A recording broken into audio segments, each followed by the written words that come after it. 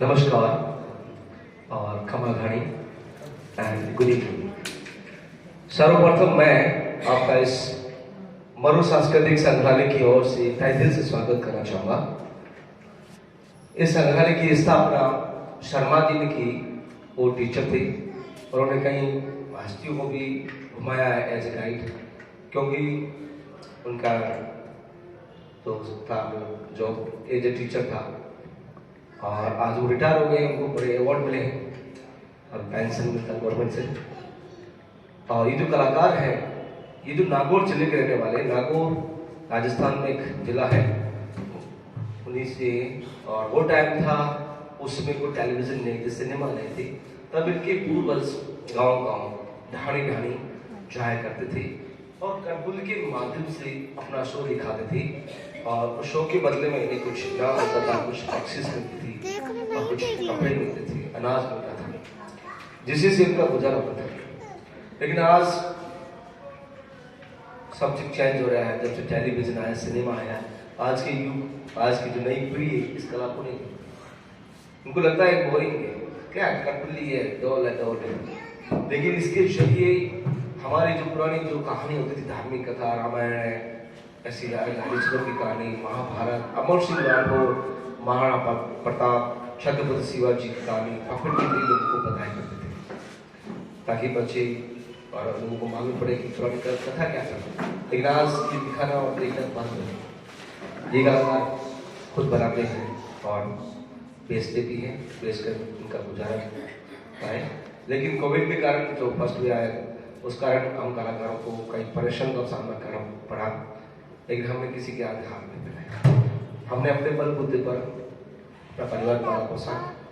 जो हाथ आप हमारा इंस्ट्रूमेंट देखिए, उसी हाथों में हमने पत्थर भी उठाए और रेती भी उठाई है, मजदूरी करी, लेकिन परिवार को भूख नहीं मिल दिया।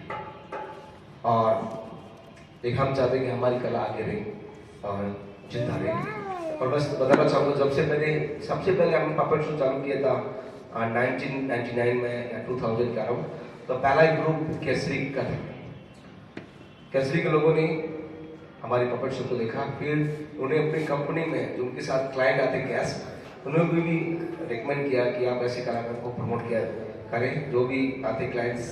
क्योंकि केसरी के साथ कुछ ऐसे लोग आए, कला प्रेमी, संगीत की प्रेमी कलाकारों को हमेशा सपोर्ट करते हैं। तो आज उनकी मेहरबानी से आज हमारा पपेट शो की कंपनी में मेंशन हो चुका है, आइटनरी में मेंशन हो चुका है। आज जो भी ग्रुप आता है वो हम इस पपेट शो को देखते हैं और वो यहाँ से खुश हो जाते हैं। सबसे बड़ी ये कि उनका आशीर्वाद जब मिलता है, ऐसा मिलता है, कोई दिक्कत, जब आशीर्वाद उनका मिलता है, रिकमेंडेशन मिलता है, तभी कला आगे आती है। तो I am very grateful Kesari to supporting us since 2000।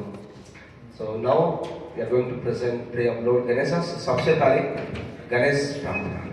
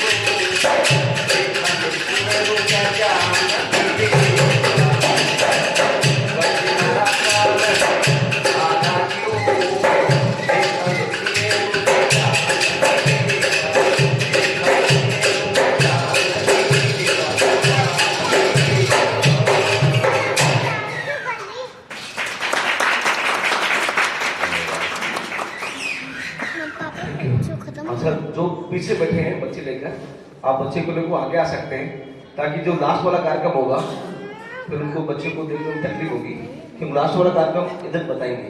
तो आप गुजारिश है कि आप आगे आ सकते हैं कारपेट पे, आराम से देख सकते हैं। तो अब हम पेश करने जा रहे हैं Rajasthani dance. As you know, जैसे आप जानते हैं कि राजस्थान तो वर्ल्ड फेमस है लोक कला लोक संगीत के कारण। तो देखिए राजस्थानी फोक डांस।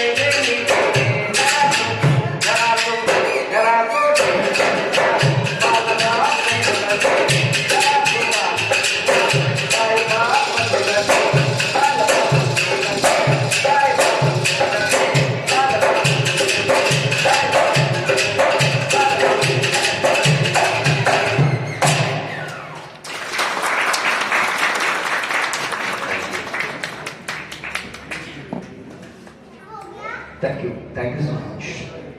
धन्यवाद इस आशीर्वाद के लिए, इस प्यार भरी मीठी भरी तालियों के लिए। Thank you. और अब देखिए बच्चों के लिए है तलवार का खेल, इसलिए मैंने बार बार रिक्वेस्ट किया बच्चे को टीचर को, आप बच्चे को आगे भेजिए कारपेट पे, ताकि बच्चे यहाँ से खुश हो जाते तो हमारे लिए अवार्ड है, और अवार्ड है उनका प्यार, उनका आशीर्वाद। ऐसा मिले न मिले, उनका आशीर्वाद तो चाहिए बच्चों का। Thank you. तो अब तलवार का खेल।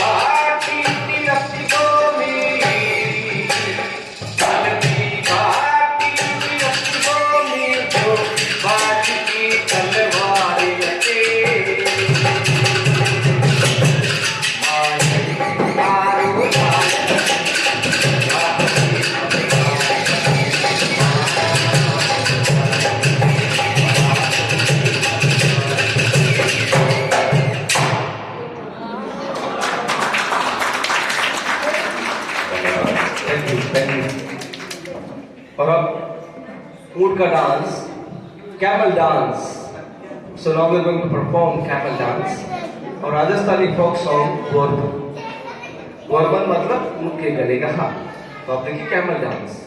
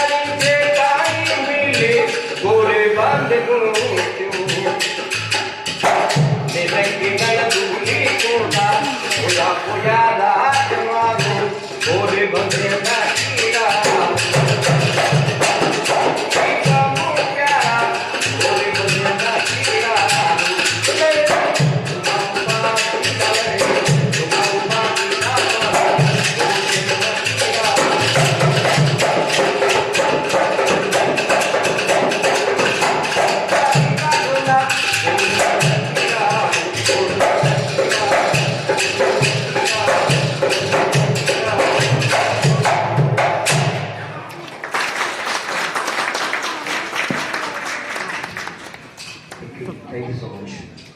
धन्यवाद. अब बच्चों के लिए एक बार फिर बच्चे मन के सच्चे. बच्चे माँ बाप का गहना है. बच्चे माँ बाप का खिलौना. बच्चों के बिना हमारा आंगन सुना है. बच्चे हंसते भी हैं, बच्चे रोते भी हैं. तो कार्यक्रम आपके सामने दिखाने जा रही है कलाकार कठपुतली के द्वारा. एक बच्चा फुटबॉल खेलता है, खेलते खेलते उसका फुटबॉल गुम हो जाता है. तब वो बच्चा बहुत ही दुखी होता है, रोता है, चिल्लाता है, सर पटकता है, इधर ढूंढता उधर ढूंढता, लेकिन उसे फुटबॉल नहीं मिलती. तब वो बच्चा रोते रोते चुप होता है, शांत होता है. कुछ ही पलों में उसे फुटबॉल मिल जाती है. तो वो बच्चा बहुत ही खुश होता है. तो कहते हैं समय बड़ा बलवान, कभी दुख आता है, कभी सुख, कभी खुशी, कभी गम. तो देखिए बच्चों के लिए कार्यक्रम. और सुनिए राजस्थान का ओरिजिनल फोक सॉन्ग. आज वो वर्ल्ड फेमस का गीत बन चुका है बॉलीवुड का. वही गीत हमारे कलाकार ओरिजिनल गाना गा रहे हैं. निबुड़ा निबुड़ा निबुड़ा निबुड़ा.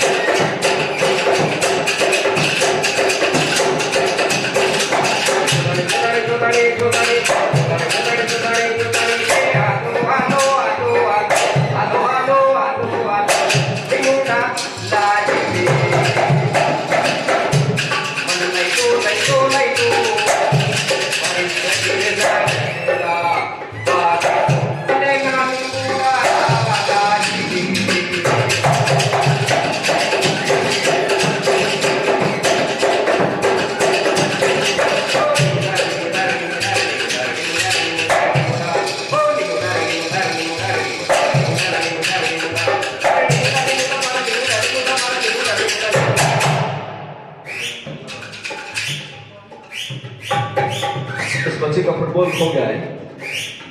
अब आप देखो उस बच्चे की हालत देखो, उसका रिएक्शन देखो बच्चे का। बच्चे हंसते भी हैं, बच्चे रोते भी हैं। हमारी सबसे बड़ी जरूरत है बच्चे। हम कमाते किसके लिए? बच्चों हमें कुछ भी हो जाए लेकिन हमारे बच्चे मुझे सुखी रहने चाहिए।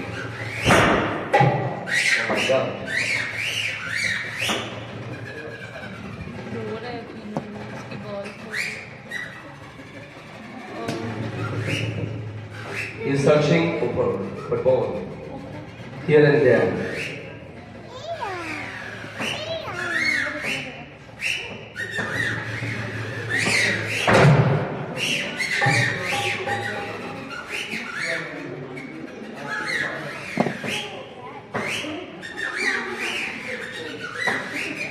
ये क्लास लेगा दोस्तों की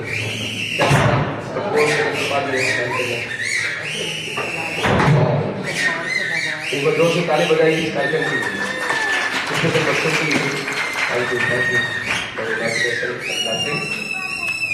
Oh my God, it's crying right now.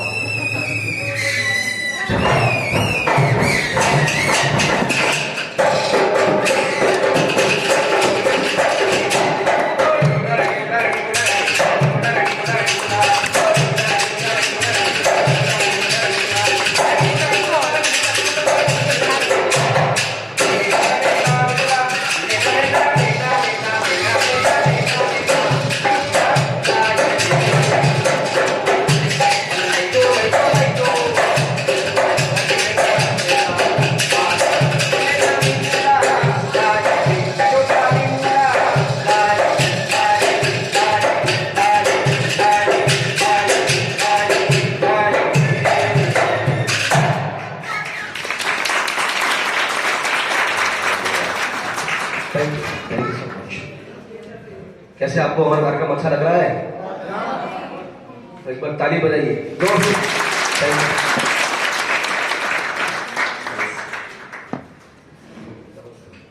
अब पेश करने जा रहे हैं डबल पपेट। कई बार क्या होता था, हम कलाकार गाँव जाया करते थे, तो पपेट के द्वारा कुछ लोगों को संदेश देते थे, जागृत करने के लिए कुछ कार्यक्रम बनाया करते थे।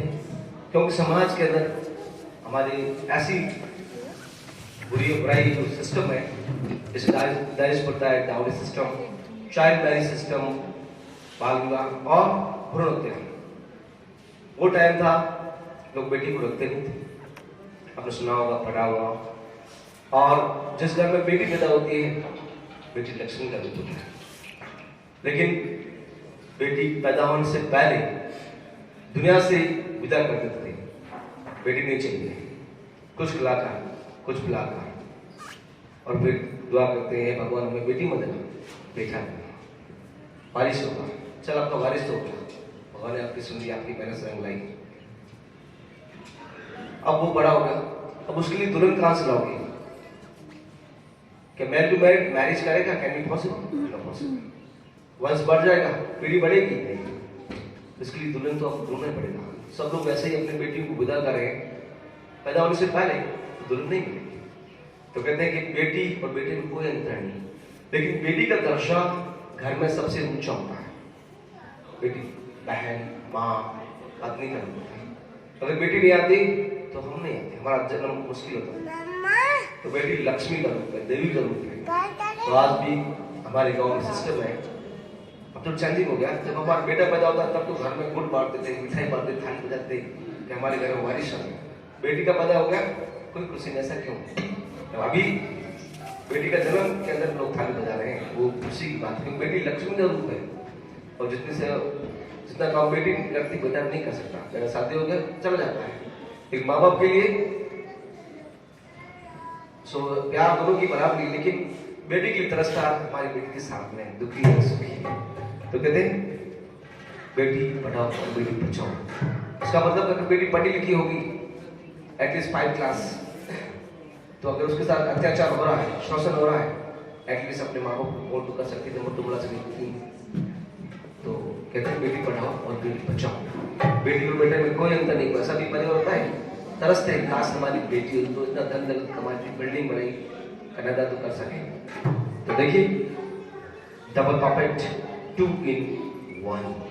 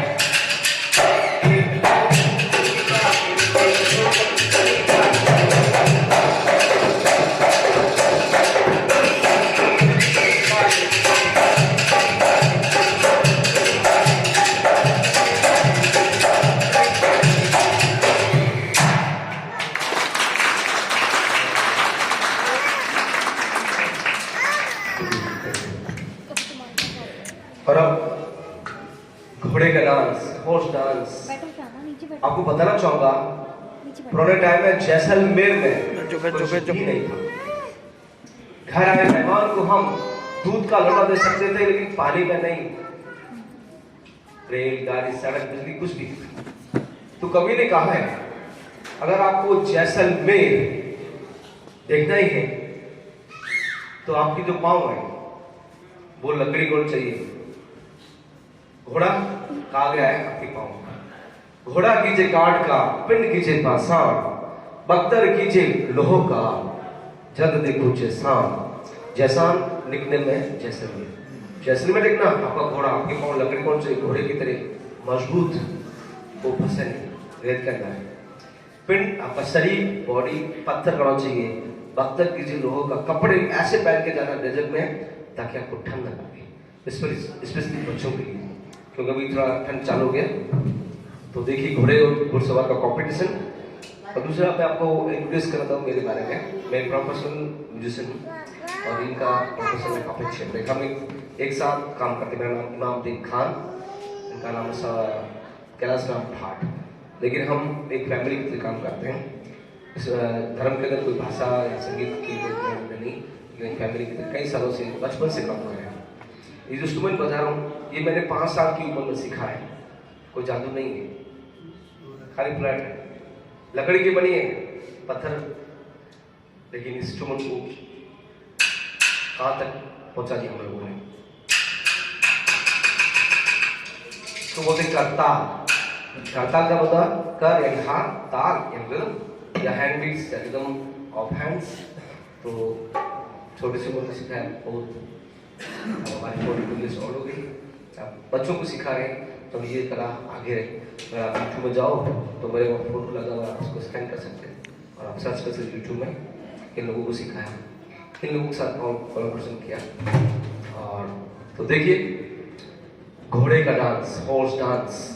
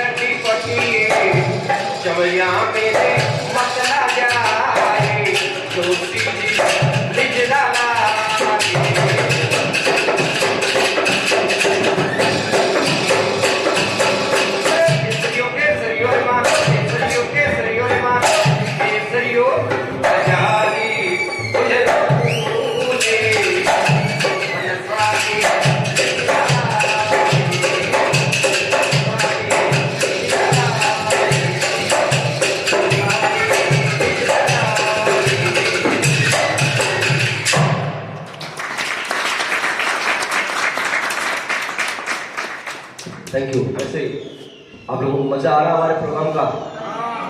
Are you enjoying? Thank you, thank you. पर अब जादूगर, असली जादूगर नहीं, पपेट वाला जादूगर। ये जादूगर अपना सिर काट कर कभी हाथ में रखता है, कभी पाँव में, कभी पीठ पर, कभी पेट पर, कभी ऊपर, कभी नीचे, कभी दाएं, कभी बाएं। ये कलाकार खुद बनाते हैं, परफॉर्म करते हैं, फिर इसको बेचते भी हैं। कोई व्यक्ति खरीदता है तो पैसा कलाकार को मिलता है, और कोई व्यक्ति खुश होकर और उसे कंट्रीब्यूशन करता है तो कलाकार को सपोर्ट मिलता है हम लोगों को। क्योंकि आपको बताना चाहूँगा 17 अगस्त को अभी इसी साल यहाँ पर हादसा हुआ, शॉर्ट सर्किट, तो हमारे स्टेज भी सब कुछ चल गए और हमारे कम से कम 1 लाख पब्लिक भी जरूरत है, लेकिन किसी ने एक हमने किसी सहायता नहीं की। हमने मजदूरी करी तो हमारे पास ना विदेशी लिंक नहीं है, तो हमने मजदूरी करके कुछ अपनी पत्नियों की औरतों की ज्ञान में गिरवी डालकर 5% प्याज हमने पपेट दोबारा बनाया, प्याज दिया, आज ये पपेट बनाया है। तो अगर आप सपोर्ट करना चाहें तो आप कर सकते हैं खुले दिल से, खुले हाथ से, कोई प्रेशर नहीं, कोई दबाव नहीं। और देखिए जादू वाला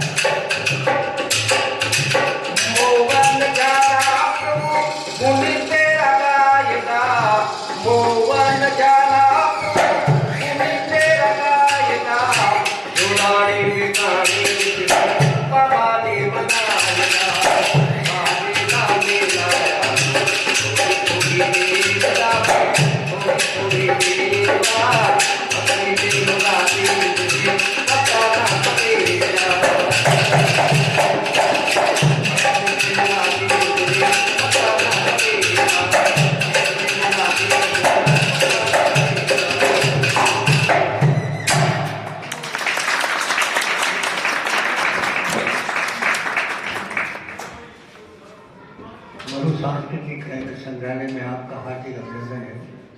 ये संग्रहालय मेरा एक व्यक्ति का प्रयास है। मेरा नाम एन.के. शर्मा है। मैं रिटायर्ड नेशनल लेवल टीचर हूँ। इस धरती में मेरा जन्म हुआ है। राजा महाराजा को समय देखा, देश को आज़ाद होते देखा और आज के बदलते मोबाइल युग को देख रहा हूँ। भारी परिवर्तन मेरी जीवन में मैंने देखा है। मेरी उम्र 85 की है। राजा महाराजा के टाइम में कलाकार गांव-गांव में जाते थे और अपनी कला का प्रदर्शन करते थे। सारी व्यवस्था खाने की, पीने की, ठहरने की, रहने की गांव वाले करते थे। देश आज़ाद हो गया। आज़ादी के बाद ये लोग कभी कभी गरीब में, कभी स्कूल में, कभी होटल में कोई कार्यक्रम देते, कोई आदमी एक आना फेंक के जाता, दोबारा फेंक के जाता। ऐसा लगा कि उस कोटि की हमारी भारतीय सांस्कृतिक पारंपरिक कलाएं नष्ट हो रही है। इनका नृत्य बारे में कोई समझ रहे हैं, इसका अपमान हो रहा है। जैसलमेर बहुत सुंदर नगर था। बड़े बड़े काफले यहाँ पे चलते थे, बड़े बड़े लोग आते थे, बड़े बड़े वीआईपी लोग जैसलमेर आते थे। लेकिन जैसलमेर उजाड़ था, न बिजली थी, न पानी थी, न किसी प्रकार का कोई साधन था, न सड़क थी, न साधन था, कुछ भी नहीं था। 7,000 की जनसंख्या थी। लोग भूखे मरते थे, खाने के लिए रोटी नहीं मिलती थी। लोग अकाल में चीजों को भूख के खाते थे, पेड़ों की छाल को मार के पीते थे। जलाल पानी का पीने का साधन था, खत्म हो जाता था तो हम 5 किलोमीटर दूर से अपनी माँ के साथ मटका बना के रखते थे। जब हाई स्कूल की परीक्षा जोधपुर देने के लिए कैमल में जाना पड़ता था। ऐसा कठिन समय था, लेकिन शहर बहुत सुंदर था। इस कारण से बड़े बड़े वीआईपी आने लगे और उन्होंने कहा, mister Sharma, city is so beautiful, it's self museum, but what is the economic source of Jaisalmer? Then I will tell them, Jaisalmer was connected with the Silk Road. Many camel caravan routes is passing through the Jaisalmer. So many Marwari people, many artists, Hindu and Muslim people come here. That time, Jaisalmer stone color was gold and this carving there, balcony, fort, temple, Jain temple, Haveli. That time, Jaisalmer was so rich. This was the golden period in history of Jaisalmer, and people say the golden city. After the Bombay port was built, Kandla, Visakhapatnam, Karachi, Chennai, then the business started through the sea. So camel caravan route was finished.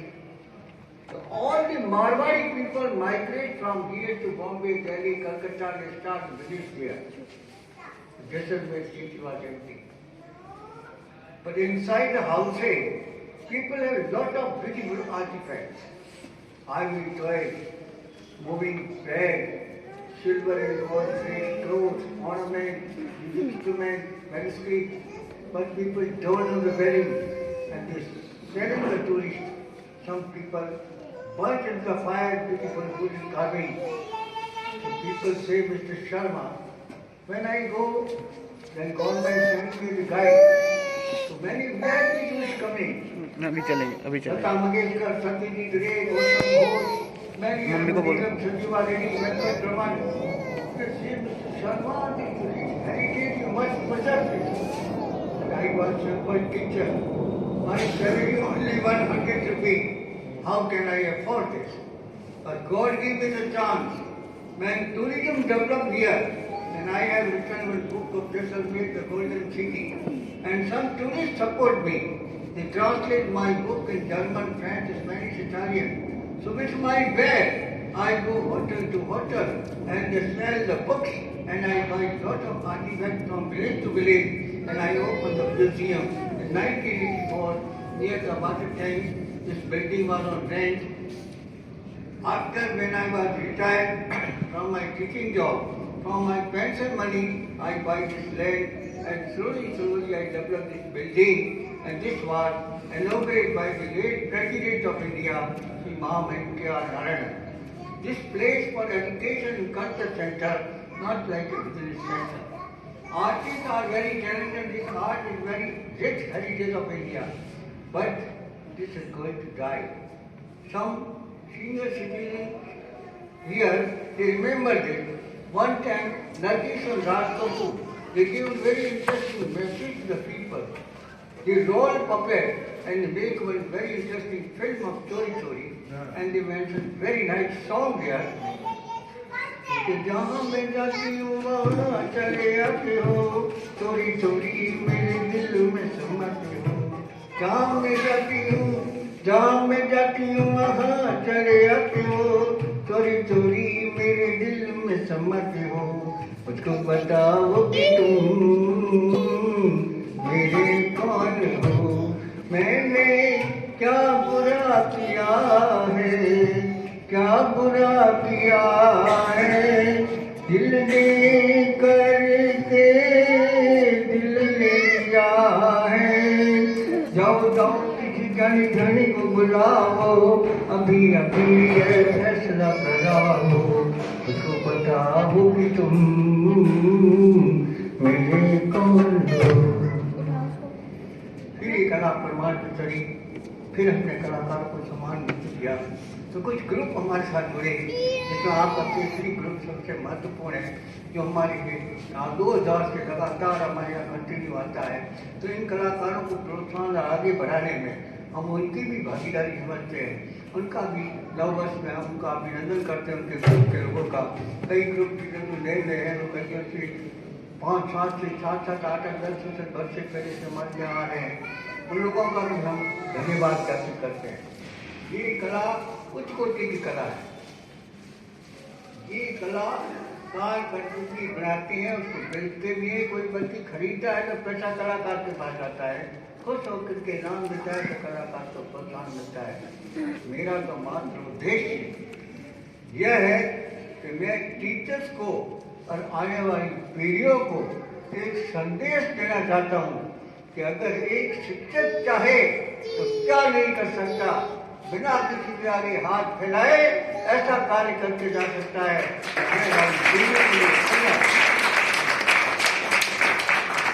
जीवन में कई उतार चढ़ाव आते हैं लंबी यात्रा में कई जैसी कठिन परिस्थितियां भी गुजरती है इस साल कोरोना में हमारे यहाँ आग लग गई थी इससे हमारे नुकसान भी हो गया 10-12 लाख का कुछ अभी नई चीजें बनाई उसका भी हो गया कई फॉरेनर के फोन आए सरपंच जी आपको कुछ सहयोग चाहिए मैं दूंगा मैंने कहा मैं सहयोग किसी से लेता नहीं लेकिन हमारे देश की कुछ महिलाएं सारे भारतवर्ष की अलग अलग यहाँ पर आती बड़ी दूसरी महिलाएं होती हैं उन्होंने शर्मा जी हम आपको एक सजेशन देते हैं अगर आप मानो तो आपकी मर्जी क्या सजेशन है तो आप पैसा मत लीजिए किसी के एक मेंटेनेंस का बॉक्स लगा लीजिए जिसकी इच्छा होगी 1 रुपया भी डाल के जाएंगे तो आपके आपातकाल में तकलीफ का जब समय आएगा तब आप उन कलाकारों के लिए संग्रहालय के संरक्षण के लिए उस पैसे का उपयोग कर सकते हो